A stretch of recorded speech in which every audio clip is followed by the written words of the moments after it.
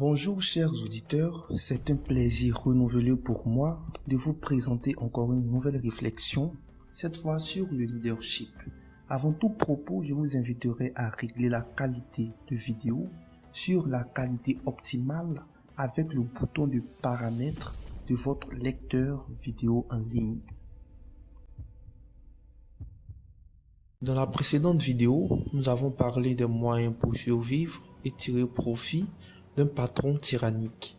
Pour accéder à la vidéo précédente, veuillez cliquer sur l'icône en haut à droite si vous lisez la vidéo sur YouTube. Sinon, cliquez sur le lien en commentaire. Aujourd'hui, nous parlerons du leadership créateur de religion. Il s'agira pour cette première vidéo de contextualiser le sujet et en expliquer le processus et sa première étape.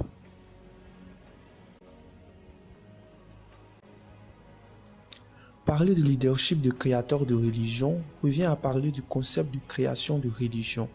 Créer, c'est donner l'existence à quelque chose qui n'existe pas encore. Deuxième définition du Wiktionnaire est celle que j'entends dans mon contexte de développement du sujet. Et on peut définir grossièrement la religion comme un ensemble de pratiques et de règles qui permettent de s'approcher de Dieu.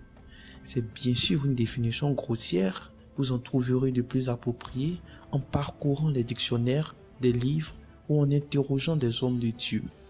Mais mon utilisation du terme religion n'est aujourd'hui pas pour parler en première approche de la relation avec Dieu, mais de l'attraction d'un grand nombre de personnes dans le mouvement religieux. En fait, je vais parler du fait qu'une religion naît du néant et finit par drainer de milliers de croyants vers un concept, une idéologie, une vision qui n'existait pas avant. Nous avons plusieurs exemples historiques tels que le prince Gautama Siddhartha dit le Bouddha, Moïse qui a créé le judaïsme ou même Jésus de Nazareth, qui ont mené des idéologies et ont drainé des millions de personnes jusqu'aujourd'hui. Alors, comment arriver à faire de même et quelle est l'essence de ce leadership, voire d'où vient-il?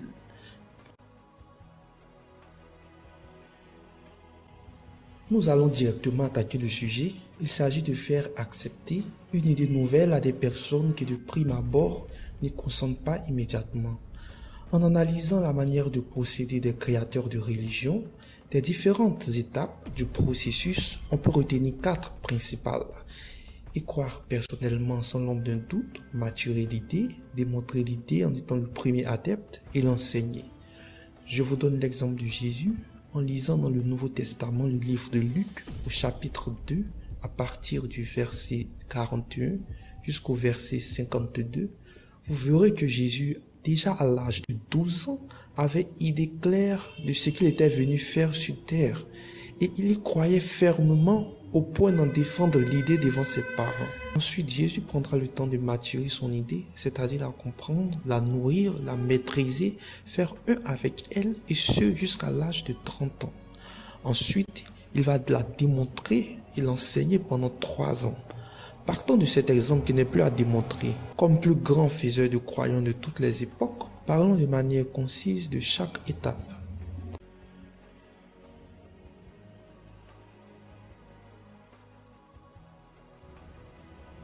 Croire en une idée qu'on a créée va de soi, dira-t-on, mais je parle ici d'une confiance de base en ce qui sort de soi. Il existe en effet des personnes peu capables de tenir jusqu'au bout des idées qu'elles émettent, simplement parce qu'il leur manque quelque chose de fondamental. Et ce fondement est la confiance en soi. Beaucoup de personnes en manquent et ne peuvent aller au-devant de plusieurs choses du fait de cette faiblesse. Plusieurs mécanismes permettent de créer la confiance en soi. Personnellement, j'ai commencé à développer la confiance en moi après constat de plusieurs succès répétés en mettant en contribution à plusieurs reprises une sagesse difficile à expliquer par moi-même.